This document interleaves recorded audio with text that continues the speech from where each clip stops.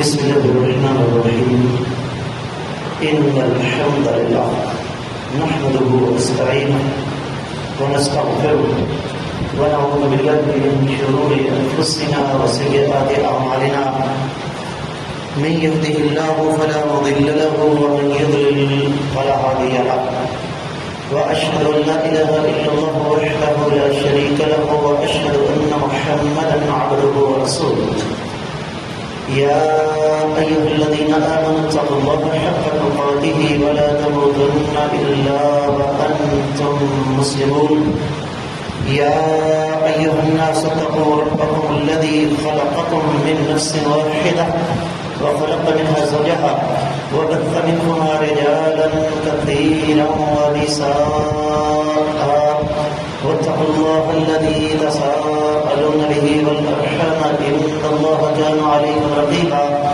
يا أيها الذين آمنوا اتقوا الله وقولوا قولا سديدا يصلح لكم أعمالكم ويغفر لكم ذنوبكم ومن يطع الله ورسوله فقد فاز فوزا عظيما.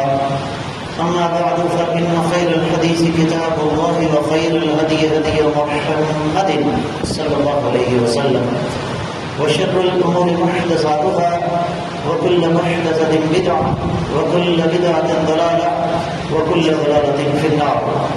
قال الله عز وجل بعد أعوذ بالله السميع العليم من الشيطان الرجيم. بسم الله الرحمن الرحيم.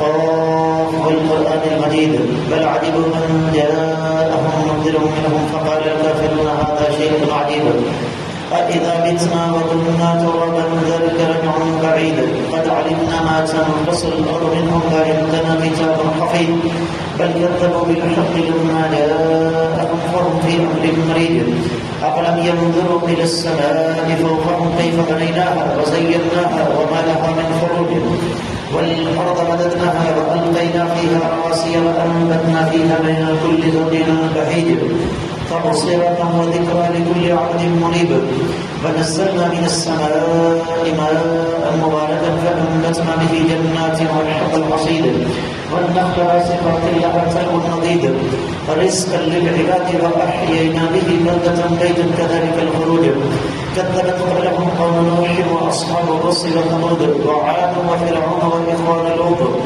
وأصحاب الأيكة وقوم تبع كل كذب الرسل فحق بعيد أفعينا بالخلق الأول بل هم في نفس من خلق جديد ولقد خلقنا الإنسان ونعلم ما توسوس به نفسه ونحن أقرب إليه من حبل الوريد إذ يتلقى المتلقيان عن اليمين وعن الشمال قعيد ما يلفظ من قول إلا لديه رقيب عتيد وجاءت سكرة الموت بالحق ذلك ما كنت منه تحيد ونفخ في الصور ذلك يوم الوعيد وجاءت كل نفس معها سائق وشهيد لقد كنت في غفلة من هذا فكشفنا عنك غطاءك فبصرك اليوم حديد وقال قرينه هذا ما لدي عتيد القيا في جهنم كل كفار عنيد مناع للخير معتد مريب الذي جعل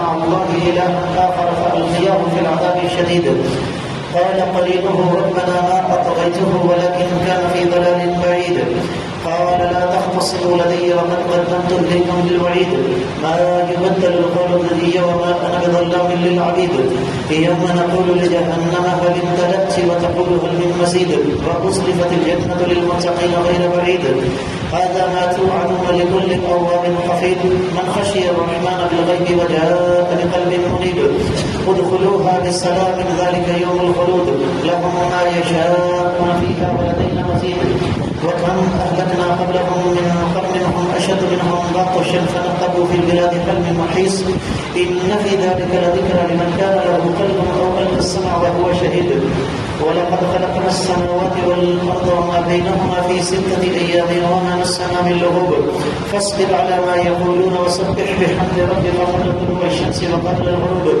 ومن الليل فسبحه وأدبار السجود واستمع يوم ينادي المنادي من مكان قريب يوم يسمعون الصيحة بالحق ذلك يوم الخروج إنا نحن نحيي ونميت وإلينا المصير يوم تشقق الأرض عنهم صراعا ذلك حشر علينا يسير نحن أعلم بما يقولون وما أنت عليهم بجبار فذكر بالقرآن من يخاف وعيد. معزز سامعین حضرات، میں سب سے پہلے اپنے آپ کو اور اس کے بعد آپ سب لوگوں کو اللہ تعالیٰ سے ڈرنے کی تلقین کرتا ہوں. اور جو انسان اللہ تعالیٰ سے ڈر جاتا ہے، اللہ رب العزت اس پر جو انعامات نازل فرماتے ہیں ان میں سے ایک یہ بھی ہے کہ وہ انسان اللہ کی پسندیدہ چیزوں کی طرف رخ کر لیتا ہے. آج رب کائنات کی توفیق اور اس ذات بابرکات کے فضل و کرم سے 13 محرم 1446 ہجری، دوسری طرف 19 جولائی 2024 عیسوی، اور میرا آج کا موضوع اللہ تعالیٰ کو کون سا اسلام پسند ہے. تھوڑا سا تعجب ہوا کہ بھائی اسلام تو ایک ہی ہے، یہ کیا بات ہوئی کہ اللہ کو کون سا اسلام پسند ہے؟ اگر اسلام ایک ہوتا تو آج مسلمانوں کی یہ حالت نہ ہوتی جو ہو چکی ہے. اسلام کی بہت ساری ورائٹیز، بہت ساری کوالٹیاں، بہت سارے ڈیزائن، بہت سارے نمونے، بہت سارے ماڈل اس وقت مارکیٹ میں موجود ہیں. لیکن آج ہم نے کم و بیش اگلے آدھے گھنٹے میں اس چیز کا جائزہ لینا ہے کہ رب کائنات کا پسندیدہ اسلام ان میں سے کون سا ہے. بات کا آغاز میں دوسرے بارے میں موجود قرآن مجید کی ایک آیت مبارکہ کے ٹکڑے سے کروں گا.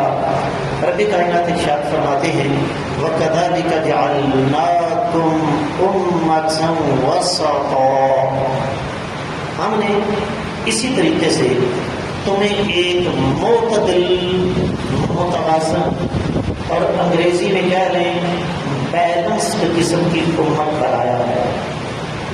اور اللہ تعالیٰ کو جو اسلام پسند ہے نا وہ معتدل اور متوازن ہے.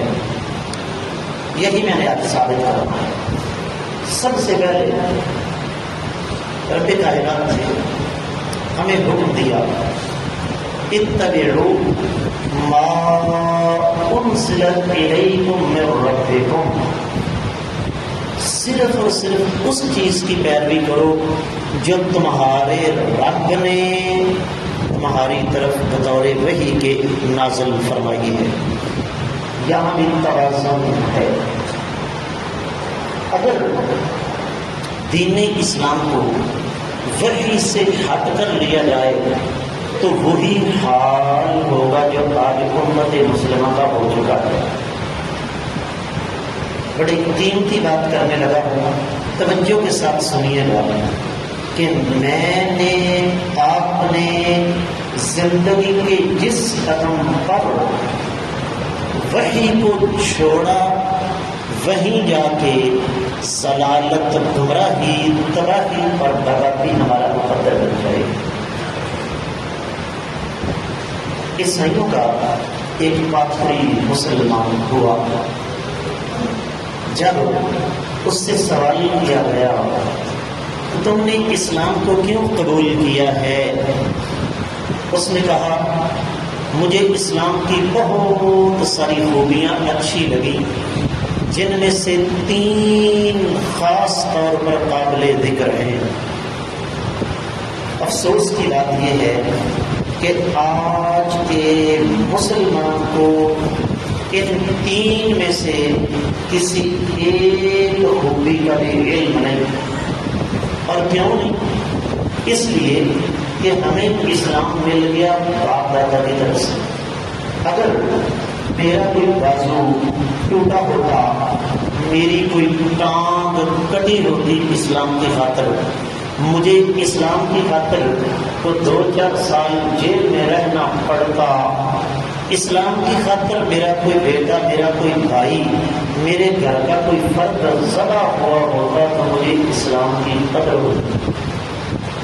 اس نے کہا اسلام کی 3 خوبیاں کون کون سی؟ سب سے پہلی خوبی اس نے یہ بیان کی کہ یہ دنیا کا واحد دین ہے جس میں کسی انسان کا عمل دخل نہیں ہے۔ اور بات نوٹ کیجیے، اللہ کا پسندیدہ اسلام وہ ہے جس میں کسی انسان کا کوئی عمل دخل نہ ہو۔ میرا آپ کا سب کا ایمان ہے اللہ کے بعد اگر کسی ہستی کا مقام ہے تو محمد رسول اللہ صلی اللہ علیہ وسلم۔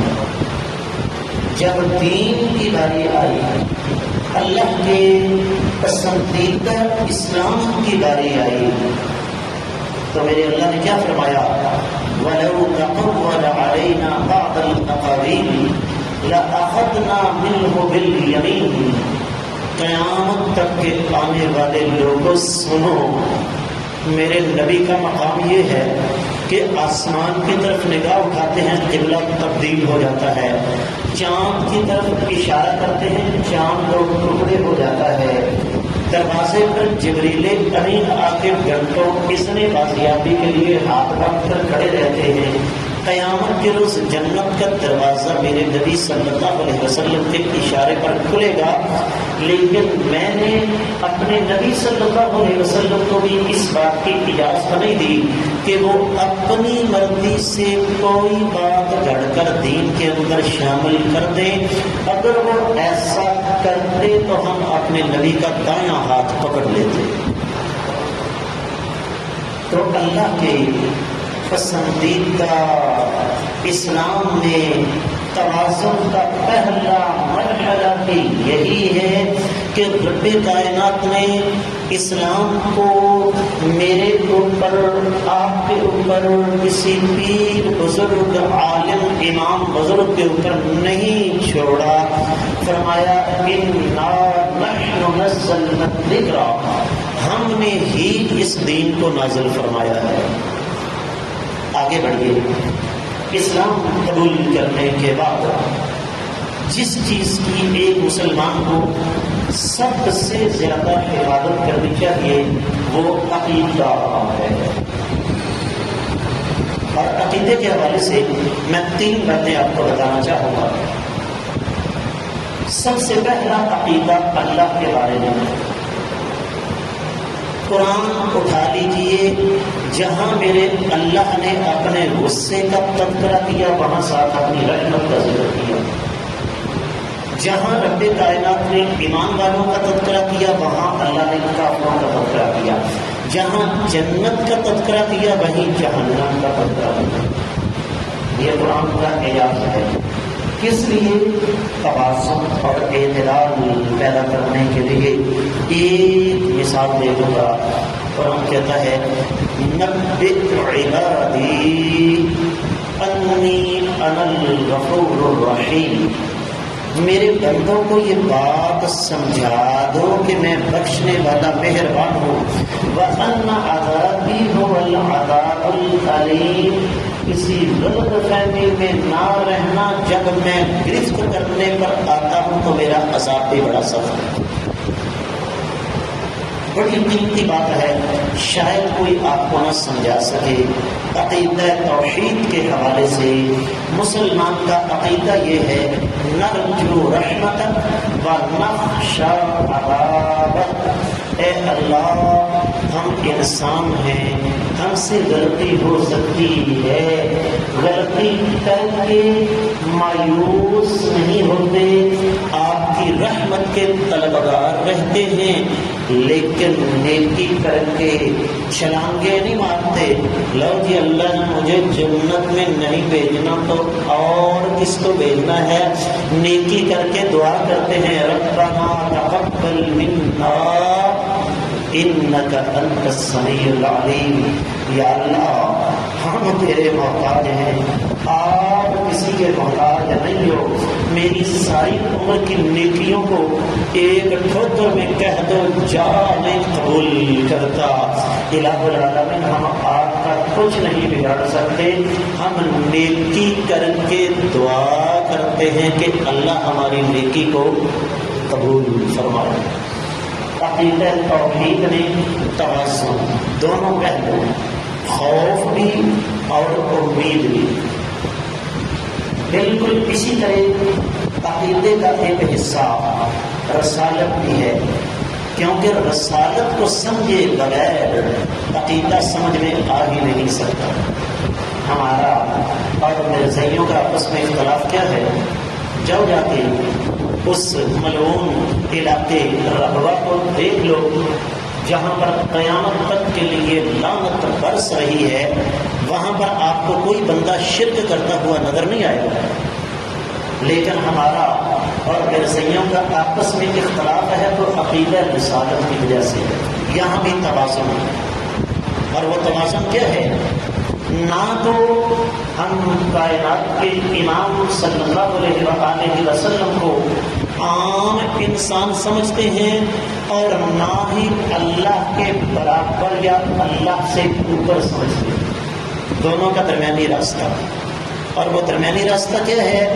اگر مرتبے اور مقام کی باری آئے تو اللہ کے بعد سب سے زیادہ مقام کائنات کے امام صلی اللہ علیہ وسلم کا ہے۔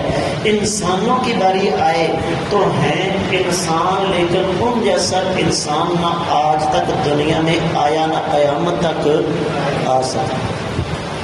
عقیدہ رسالت میں بھی توازن اور اعتدال۔ پھر عقیدہ آخرت، میں صرف ابھی دوسرا نقطہ بیان کر رہا ہوں، اس کے اندر 3 نقطے ہیں۔ عقیدہ آخرت میں بھی توازن اور اعتدال ہے، اور وہ کیسے؟ سن لیجیے، آپ نے بعض بھائی دیکھے ہوں گے، ان کا انداز، مولوی صاحب آپ نمازیں پڑھ لیں، ہم نے تو پتہ نہیں بخشے ہی نہیں جانا۔ اور اس کے مقابلے میں کچھ لوگوں کو یہ غلط فہمی ہے، کون سی بزرگوں؟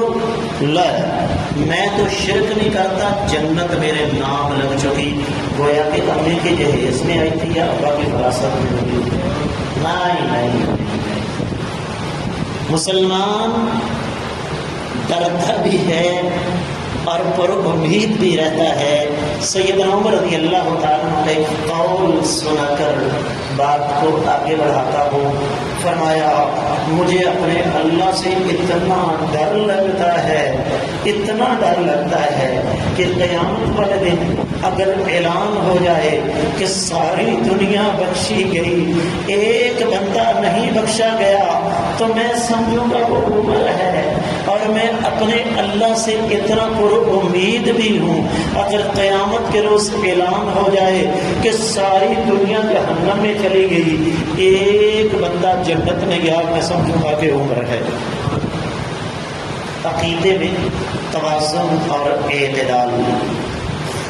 پھر عقیدے کے بعد عبادات کی باری آ گئی۔ عبادت میں بھی توازن اور اعتدال ہے۔ کیسے؟ صحیح بخاری کی حدیث ہے، میں عربی عبادت پڑھوں گا تو گھڑی کی سوئیاں بے وفائی کر جائیں گی۔ حدیث اردو میں آپ کو سناتا ہوں۔ نبی علیہ السلام کے گھروں کے پاس کچھ صحابہ کرام تشریف لائے، ازواج مطہرات سے پردے میں رہ کے سوال کرتے ہیں، امی جان بتائیے آقا علیہ السلام کتنی عبادت کرتے ہیں؟ جب بتایا گیا تو کہنے لگے بس، کہنے لگے ٹھیک ہے، نبی علیہ السلام اگر تھوڑی بھی عبادت کریں تو کوئی بات نہیں، اس لیے کہ جنت ان کے نام لگ چکی ہے۔ ملتان والوں، آپ کے شہر کو اولیاء کا شہر کہا جاتا ہے، لیکن اصلی ولی کی پہچان کیا ہے؟ یہ اس حدیث کی روشنی میں آپ کو پتہ چلے گا۔ ایک نے کہا اقوم ولا انام، ساری رات مصلی پہ کھڑا رہوں گا، ایک لمحے کے لیے بھی سوؤں گا نہیں۔ دوسرے نے کہا اصوم ولا افطر، میں مستقل روزہ رکھوں گا۔ بعض علماء نے اس کا ترجمہ یہ کیا کہ میں روزانہ روزہ رکھوں گا، بعض نے کہا کہ میں ایسا روزہ رکھوں گا جو موت ہی افطار کروائے گی۔ تیسرے نے کہا لا اتزوج، میں شادی نہیں کروں گا۔ کائنات کے امام صلی اللہ علیہ وسلم کو جب پتہ چلا، اب یہ بات ہمارے سامنے آئے نا تو ہم کیا کہیں گے؟ سبحان اللہ، وہ جی فلاں فی اللہ ہو گئے، وہ جی انہوں نے ساری زندگی نمازیں پڑھی، ساری زندگی روزے رکھے ہیں، انہوں نے ساری زندگی شادی نہیں کی۔ یہ توازن نہیں، انتہا پسندی ہے، یہ اعتدال نہیں، افراط و تفریط ہے۔ آقا علیہ السلام تشریف لائے، سوال کیا اَأَنْتُمْ قُلْتُمْ کذا و کذا، کیا تم نے ایسی ایسی باتیں کی ہیں؟ کہا جی ہم نے ہی کی ہیں۔ فرمایا سنو، میں محمد صلی اللہ علیہ وسلم تم میں سب سے زیادہ اللہ سے ڈرنے والا ہوں، سب سے زیادہ متقی پرہیزگار ہوں۔ کوئی شک بھائی ہو ہے کوئی؟ تو فرمایا سنو، میں رات کو قیام بھی کرتا ہوں، آرام بھی کرتا ہوں، میں نفلی روزے رکھتا بھی ہوں اور کبھی کبھی نفلی روزہ چھوڑ بھی دیتا ہوں، اور میں نے عورتوں سے شادیاں کر رکھی ہیں۔ عورت سے ایک شادی نہیں، عورتوں سے شادیاں کر رکھی ہیں۔ اور فرمایا فمن راغب عن سنتی فلیس منی، یہ میرا طریقہ ہے، جس نے اس طریقے کو چھوڑ دیا اس کا میرے ساتھ کوئی تعلق واسطہ نہیں۔ توازن اور اعتدال عبادات میں آگے بڑھیے، معاملات میں اعتدال میں قرآن اٹھائیے، 19واں پارہ ہے۔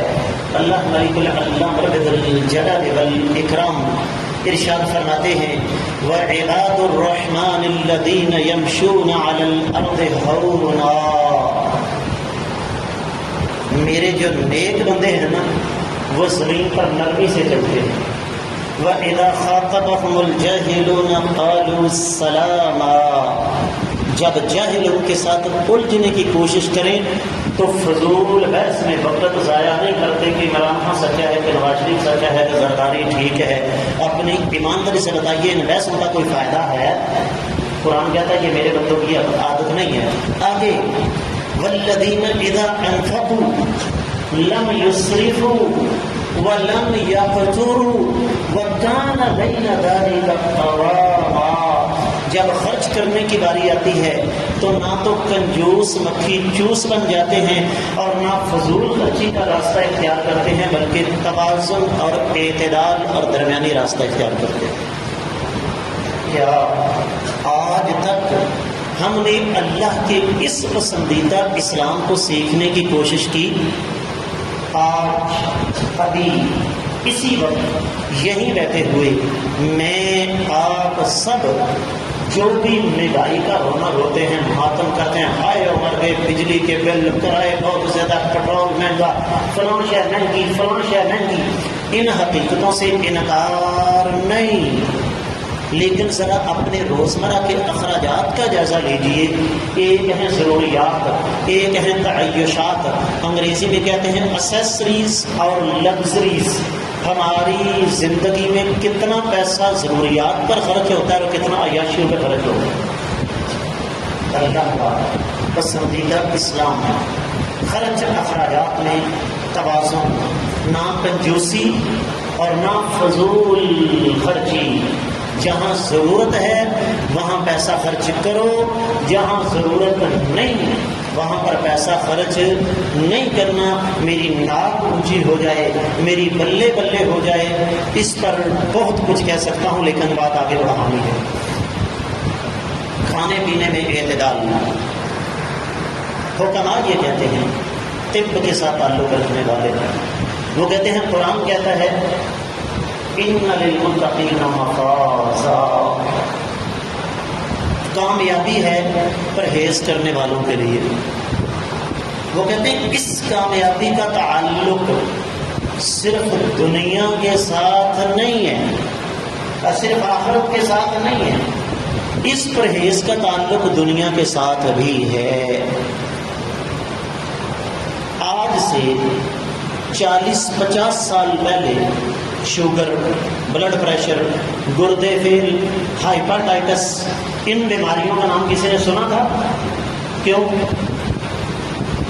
یہ اچھا کہنے والے بلا کیا کہتے ہیں، بیماریاں تھیں، تشخیص نہیں ہوئی تھی۔ آج بھی جن ہمارے بزرگوں کی پیدائش 1940 کے ارد گرد ہوئی ہے، وہ آج کے ایک 18-20 سال کے جوان کا بازو پکڑ لیں تو وہ چھڑا کیوں؟ اس لیے کہ ان بزرگوں نے اصلی نسلی دیسی اور مناسب خوراکیں کھائی ہوئی۔ آج حالات کیا ہیں؟ بچے کی عمر 22 سال کی ہوتی شوگر ہو جاتی ہے۔ آج میری آپ کی بیٹیاں 18-20 سال عمر ہے اور وزن ہو چکا ہے 80 کلو 90 کلو، سوسڑ بھوسڑ قسم کے جسم، اور جناب نظر پہ اثر پڑ گیا، ہاضمہ خراب، ڈاکٹروں کا بزنس چمکا ہوا ہے۔ وجہ کیا ہے؟ کھانے میں اعتدال کوئی ایک نبوی نسخہ دے کر جا رہا ہے۔ فرمایا سنو، نحن قوم لا نأکل حتی نجوع، ہم وہ لوگ ہیں جب تک بھوک جان نہیں نکالتی تب تک کھانا نہیں کھاتے۔ فَإِذَا أَكَلْنَا فَلَا نَشْبَعْ، جب کھانا کھانے بیٹھتے ہیں تو پیٹ بھر کر نہیں کھاتے بلکہ بھوک کو روک کر کھاتے ہیں۔ یہ نسخہ آزما کر دیکھ لیجئے، بیماری آپ کے قریب نہیں آئے۔ کھانے پینے میں اعتدال۔ گھڑی میرے جذبات کو لگامیں دے رہی ہے، بہت کچھ کہنا چاہتا ہوں، سوچ فکر دے کر جا رہا ہوں، آگے بڑھتے ہیں۔ غم اور خوشی میں بھی اعتدال۔ کیسے؟ یہ بھی سنیے، قرآن کہتا ہے کہ تمہیں کوئی بھی مصیبت اگر پہنچتی ہے تو وہ کس کی مرضی سے پہنچتی ہے بھائیوں؟ اللہ کی مرضی سے۔ درست ہے یا نہیں؟ وَلَنَبْلُوَنَّكُمْ بِشَيْءٍ مِّنَ الْخَوْفِ وَالْجُوعِ وَنَقْصٍ مِّنَ الْأَمْوَالِ وَالْأَنفُسِ وَالثَّمَرَاتِ وَبَشِّرِ الصَّابِرِينَ۔ دوسرے پارے کا دوسرا رکوع چل رہا ہے۔ فرمایا ہم تمہیں آزمائیں گے، پھلوں کا نقصان ہو جائے گا، جانوں کا نقصان ہو جائے گا، مال کا نقصان ہو جائے گا، تمہارے گھر کے افراد اللہ کو پیارے ہوں گے، لیکن خوشخبری ہے صبر کرنے والوں کے لیے۔ اس کا مطلب کیا ہوا؟ آنکھوں سے صدمے کے وقت آنسو آ جانا کوئی بڑی بات نہیں، دل پہ جب چوٹ پڑتی ہے تو آنکھیں بہتی ہیں۔ میرے آقا علیہ السلام کی آنکھوں سے بھی آنسو آئے، لیکن کسی صدمے کے موقع پر رخسار پیٹنا، گریبان جھاڑنا، نوحے کرنا، ماتم کرنا، آہوزاری کرنا، نبی علیہ السلام نے فرمایا لیس منا من لطم الحدود وشق الجیوب ودعا بدعوى الجاہلیہ، جس نے رخسار پیٹے، گریبان جھاڑا، ماتم کیا، وہ ہم میں سے ہے۔ کیوں؟ یہ اللہ کے فیصلے کے ساتھ اختلاف ہے کہ یا اللہ میں تو نہیں چاہتا تھا کہ میرا بیٹا فوت ہو جائے، تو نے مجھ پر نعوذ باللہ نعوذ باللہ نعوذ باللہ ظلم کیا ہے، میں آپ کے اس فیصلے کو تسلیم نہیں کرتا، میں دھاڑے ماروں گا، دیواروں میں ٹکرے ماروں گا، بال نوچوں گا، گریبان پھاڑوں گا، رخسار پیٹوں گا۔ نتیجہ کوئی جانے والے کو روک سکا ہے؟ نہیں۔ خوشی کے موقع پر بھی اعتدال۔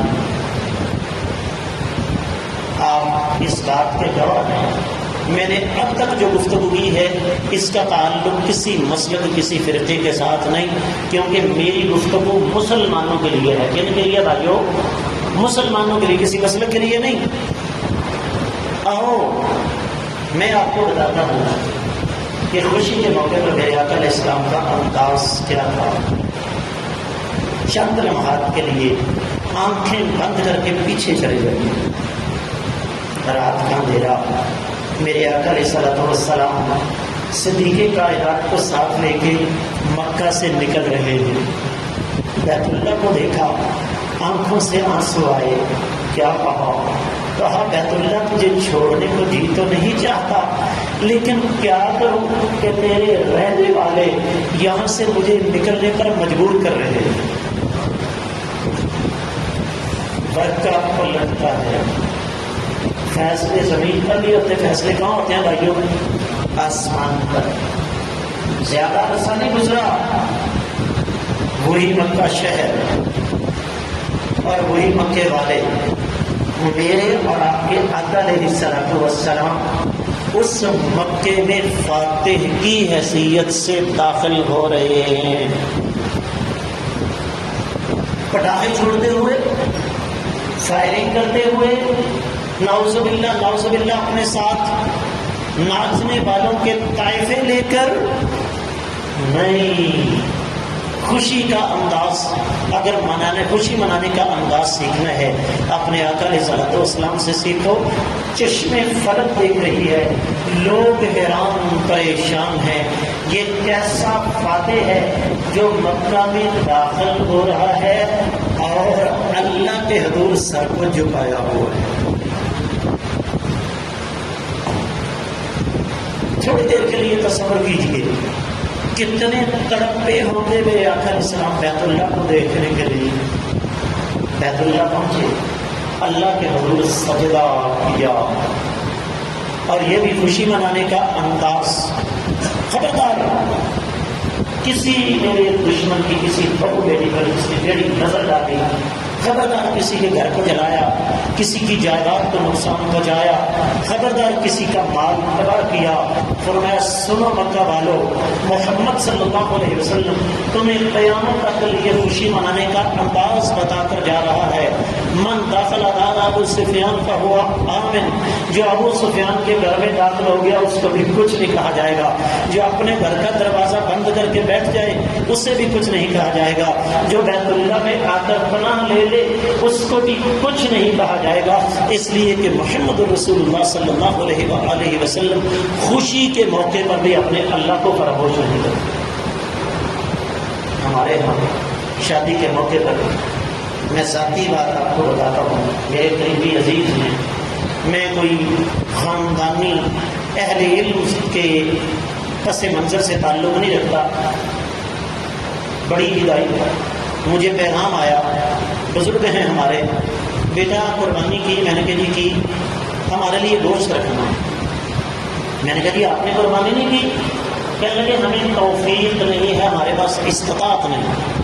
اور واقعی ان کے حالات انتہائی زیادہ تنگ، غربت بہت زیادہ.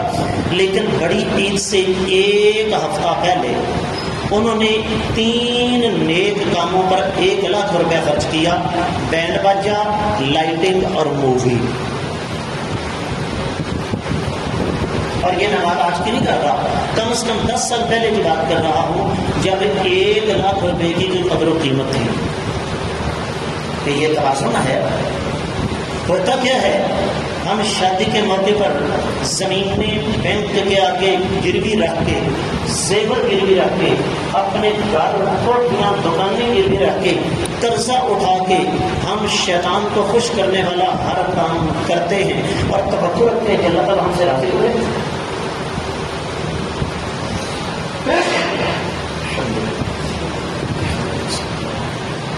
اسی طریقے سے بات کو اختتام کی طرف لے جانا چاہوں گا. محبت اور نفرت میں بھی اعتدال. اب آپ کہیں گے یہ کیا بات ہوئی؟ میں آپ کی بات کروں گے.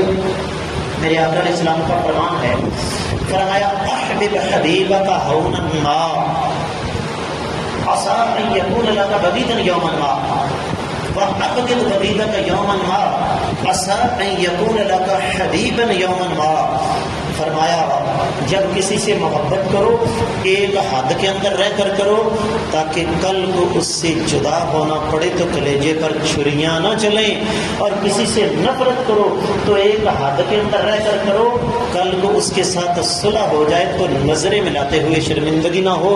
شریعت یہ کہتی ہے کہ محبت اور نفرت میں بھی کون سی پالیسی ہے؟ اعتدال کی۔ آخری نقطہ اخلاقیات کی طرف آ جائیے۔ اخلاقیات میں بھی اعتدال۔ جھوٹ کتنا بڑا گناہ ہے جانتے ہیں نا؟ قرآن کہتا ہے جھوٹوں پر اللہ کی پکی بات ہے، سب جانتے ہیں، لیکن اسی جھوٹ کے بارے میں میرے آقا علیہ السلام کا فرمان سن لو۔ فرمایا لیس الکذاب الذی یصلح بین الناس، جو بندہ دو بھائیوں کے درمیان صلح کروانے کے لیے خلاف حقیقت بات کرتا ہے وہ جھوٹا نہیں ہے۔ دیکھا نا کہ ایک آدمی اپنے بھائی کے بارے میں بغض رکھتا ہے، اناد رکھتا ہے، کہا او میرے بھائی آپ خام خواہ اس کے بارے میں دل کے اندر غصہ لیے بیٹھے ہیں، وہ تو آپ کے بارے میں بڑے اچھے سے دعا کر رہا ہے، بے شک حقیقت نہ ہو۔ یہاں بھی اعتدال ہے۔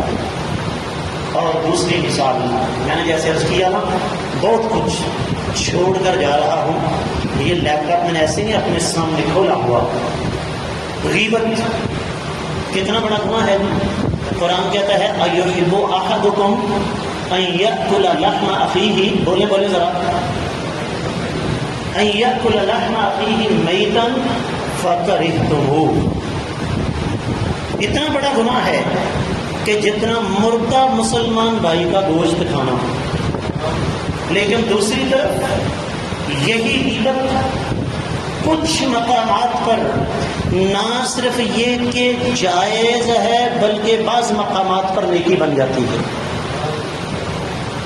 توجہ دیجیے، جمعہ بھی ختم ہوگا، آپ میں سے کوئی میرا بھائی مجھ سے آ کر سوال کرے کہ جی میں نے فلاں حدیث سنی ہے، میں ایک حدیث کا طالب علم رہا ہوں، میں کہہ دیتا ہوں کہ اس حدیث کے اندر فلاں راوی ہے جو جھوٹ بولا کرتا تھا۔ غیبت ہے کہ نہیں؟ بولو، غیبت ہے کہ نہیں؟ اور نیکی ہے کہ نہیں؟ میں نے آپ کو اس ضعیف غیر مستند حدیث سے خبردار کر دیا۔ ایک آدمی فتویٰ پوچھنے مفتی کے پاس جاتا ہے، استاد جی میرے فلاں بھائی نے میرے ساتھ یہ زیادتی کی ہے، غیبت ہے کہ نہیں؟ لیکن فتویٰ پوچھتے ہوئے غیبت نبی علیہ السلام کے سامنے ہوئی۔ صحیح بخاری میں حدیث ہے، صحابہ کہتی ہیں میرا بندہ بڑا کنجوس ہے، مجھے خرچہ نہیں دیتا، میں کیا کروں؟ نبی علیہ السلام نے یہ نہیں کہا غیبت مت کر، آپ نے اس کو حل بتا دیا۔ اسی طرح کسی کو کسی سے کسی انسان نے اپنی مظلومیت کی داستان سنانی ہے، قرآن کہتا ہے لا یحب اللہ الجہر بالسوء من القول الا من ظلم۔ کسی کو اس بات کی اجازت نہیں کہ وہ کسی کی خامی کی سر عام تشہیر کرتا پھر چھٹے پارے کی پہلی آیت مبارکہ جس پر ظلم ہوئے ہیں وہ اپنی مظلومیت کی داستان سنا سکتا ہے۔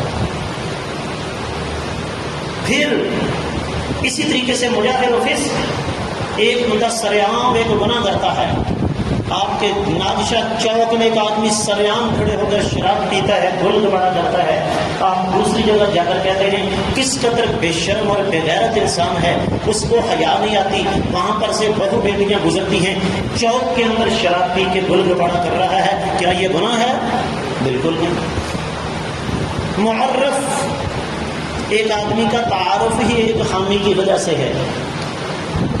آپ کے اس محلے میں فرض کیجئے کہ 4 خالد رہتے ہیں اور ایک خالد کے ایک ہاتھ کی کلائی تک ہاتھ اس کا نہیں ہے، کوئی آدمی آ کر کہتا ہے میں نے خالد سے ملنا ہے، آپ کہتے ہیں جی کس خالد سے ملنا ہے؟ وہ آدمی کہتا ہے بھائی جان اس کو خالد ٹنڈا کہتے ہیں، باقی 3 نکل گئے نا، جس کی کلائی نہیں ہے اس کا تعارف ہی ٹنڈے کے حوالے سے، اور خالد کو خود بھی پتا ہے کہ جب تک مجھے ٹنڈا نہ کہا جائے میرا پتہ نہیں چل سکتا، وہ اس کو برا محسوس نہیں کرتا۔ تو یہی غیبت جس کو شریعت نے مردہ مسلمان کا گوشت کھانے سے تعبیر کیا، یہ 6 مقامات پر جائز ہو جاتی ہے۔ آخری چند سیکنڈ ساری کی ساری گفتگو کا خلاصہ کیا ہے؟ اللہ کو جو اسلام پسند ہے وہ معتدل، متوازن، انتہا پسندی اور افراط و تفریط سے ہٹا ہوا. آج ابھی اسی وقت یہاں بیٹھے ہوئے اپنے اللہ سے وعدہ کیجیے میں اسلام کو پڑھوں گا، سیکھوں گا علماء کے پاس، اور اسلام کے مزاج کے مطابق اپنی زندگی بسر کروں گا. اللہ تعالیٰ ہمیں سمجھ کر عمل کرنے کی توفیق عطا فرمائے. وما علی الا البلاغ المبین.